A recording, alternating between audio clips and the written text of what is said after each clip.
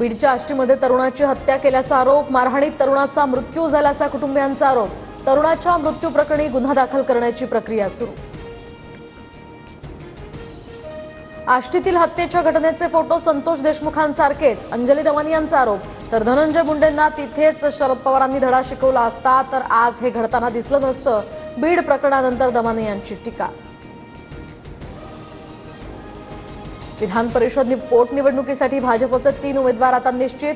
संदीप जोशी, संजय केणेकर आणि दादाराव केचेंना उमेदवारी, तर भाजपकडून सामाजिक समतोल राखण्याचा हा प्रयत्न। विधान परिषद पोटनिवडणुकीसाठी आता अर्ज दाखल करण्याचा उद्या शेवटचा दिवस। भाजपकडून 3 उमेदवार घोषित, शिवसेना आणि राष्ट्रवादीच्या उमेदवारांची नावांची घोषणा होणं फक्त बाकी। अजित पवारांच्या उपस्थितीत आज मुंबईत महत्त्वाची बैठक, तर विधान परिषदेच्या एका जागेसाठी दादांच्या राष्ट्रवादीत तब्बल 75 इच्छुकांचे अर्ज, तर झिशान सिद्दीकी, संजय दौंड, उमेश पाटील यांची नावं आघाडीवर।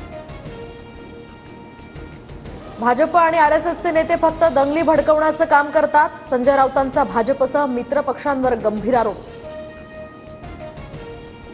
छत्रपतींना बदनाम करण्याचं षडयंत्र काँग्रेसच्या माध्यमातून सुरू असतं। काँग्रेसनं छत्रपती शिवराय आणि छत्रपती संभाजीराजांच्या कार्याला महत्त्व दिलं नाही, शिवेंद्रराजे भोसलेंचा गंभीर आरोप। खोक्या भोसलेचं घर पेटवल्याप्रकरणी आणि कुटुंबियांना मारहाण केल्याप्रकरणी गुन्हा दाखल, अनोळखी 20 ते 25 जणांवर शिरूर कासार पोलीस ठाण्यात गुन्हा। मध्य रेल्वेच्या मेन लाईन आणि हार्बर मार्गावर मेगा ब्लॉक, तर पश्चिम रेल्वेवर आज कोणताही ब्लॉक नाही। बाहेरगावी गेलेल्यांचा परतीचा प्रवास सुरू होण्याची शक्यता असल्यामुळे निर्णय। अंतराळवीर सुनीता विल्यम्स यांचा पृथ्वीवर परतण्याचा मार्ग आता मोकळा। 4 अंतराळवीर आंतरराष्ट्रीय स्पेस स्टेशनमध्ये पोहोचले।